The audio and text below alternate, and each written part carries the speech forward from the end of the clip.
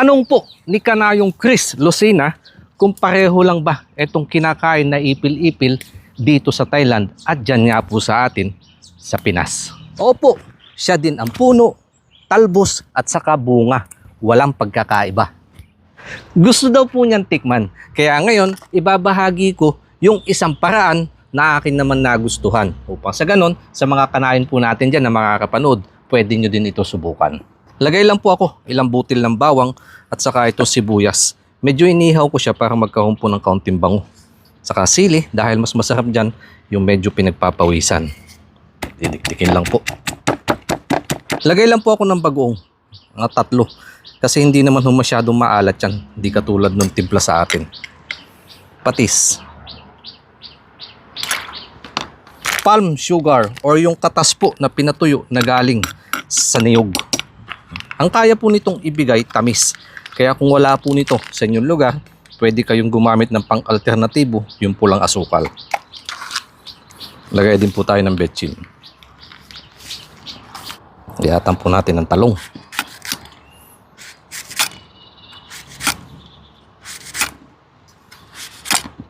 Saka kamatis. Lagay din po ako ng sitaw. Ito yung kalimitang mga mix na salad na ginagawa nga po dito at napakasarap. Isang dinadayo dito sa Thailand. Ayan. At habang pinupukpok mong ganyan, kumapit, hinahalo-halo na din. Kukuha lang po ako ng papaya dahil ito yung pangunahing sangkap dito nga po sa aking gagawing salad. Nagdagdag lang ako ng katas nitong bunga ng sampalok. Medyo maliit yung aking bayuhan dahil pampaminta lang. Kaya dito ko na itutuloy sa mas malaking lalagyan. Sa papaya, tinadtad lang ito ng pahaba saka hiwain ng pabalagbag hanggang makaipon ng saktong dami na kailangan. Maniba na po itong napitas kong papaya pero di bali, mas makakadagdag po yan ng kaunting tamis. Ang tawag po nila dito, sumtamtay or sa mga dayuhan naman, papaya, pokpok. Pero sa atin naman po, ang mga pokpok, may gapapaya.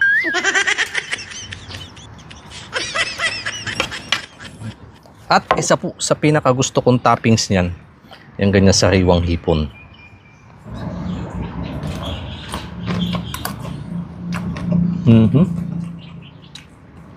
Yung sarap, kuhang-kuha.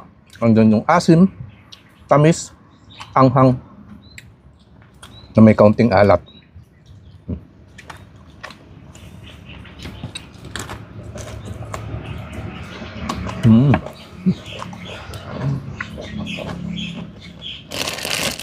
Panalo.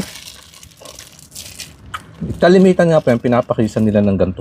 Yung sticky rice or yung parang malagkit sa atin. Barbecue kaya fried chicken. Pero itatabi ko muna yun, baka hindi ko masyado mapansin. Dahil dito talaga ako sa mga gulay-gulay.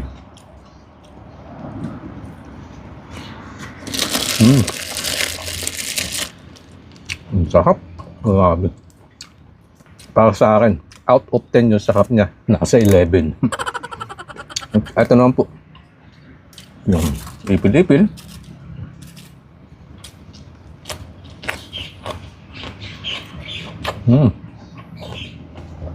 Kung ano ang lasa.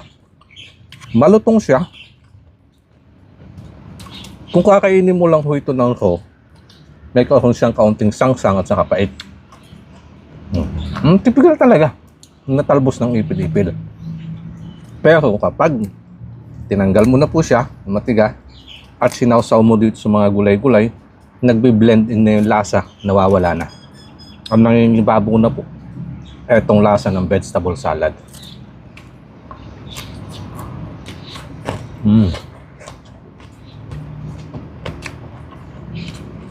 Kaya napakasarap. Isa nga po yan sa dinadayo dito sa Thailand. Ang ganyan salad nila. Meron din po yan yung gawa sa labong. Sa susunod yun naman ang gagawin ko ng video.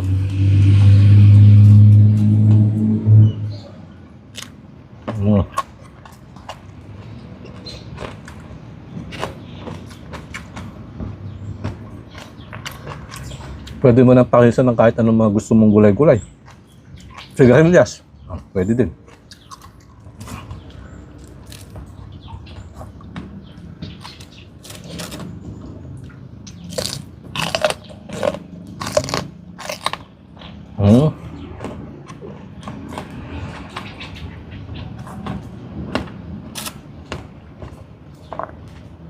Nagpuputo ka no sa lutong.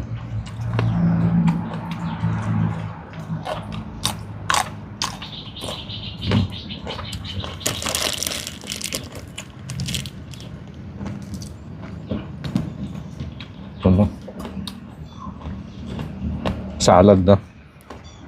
Favorite na din po ng aking anak at saka ni nanay. Pero pag yung kay baby, hindi ho namin pinapalagay na sili.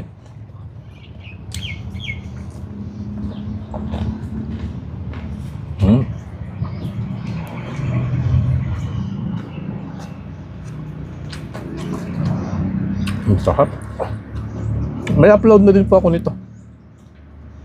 Ginawa ko siya sa salad. Nilaga, binalyan ng mainit tubig, sabi, mga kamatis, ganun. Pwede din. Nawawala yung kanyang sangsang at saka yung kanyang pait. Nagiging typical na parang talbos na lang na nilaga.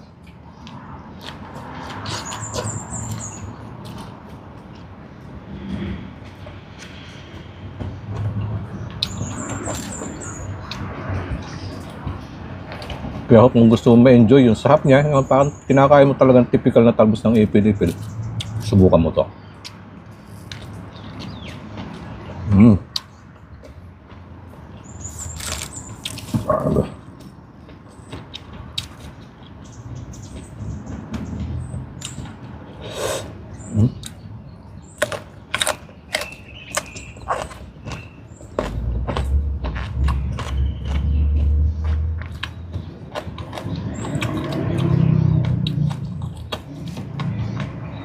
Dahil makikita nyo po ng mga nagmumukbang ng mga Thai, sarap na sarap sila. Ako po, hindi ako Thai. Pero nung na-adapt ko na yung pagkain nila, talaga napakasarap.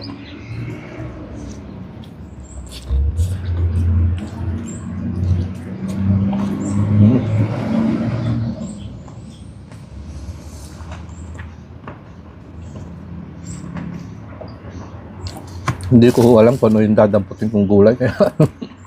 Yung fried chicken na binili ko, wala na. Halos hindi yan napansin.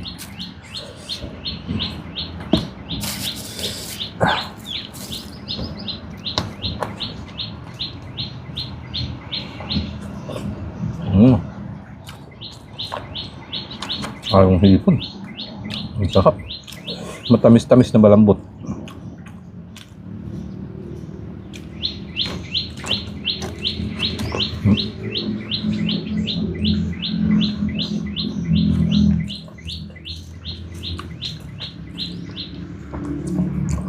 Kaya tagaktak po yung pawis.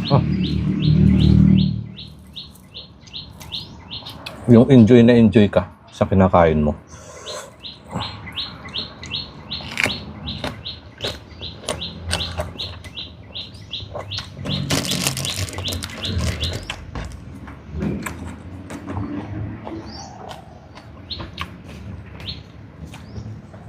Ito kahit mapadami ka, wala akong problema kasi mga gulay-gulay naman.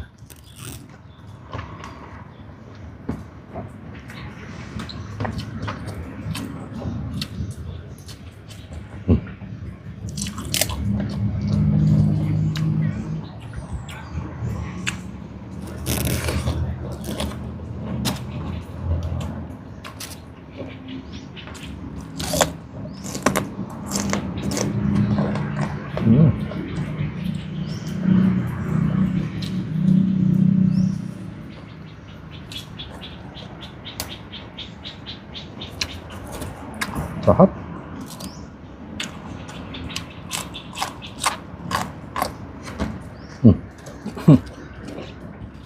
Mukhang napapahaba na po yung video mga kanayon. Dito ko natatapusin at madami pa ho akong papaking mga gulay-gulay.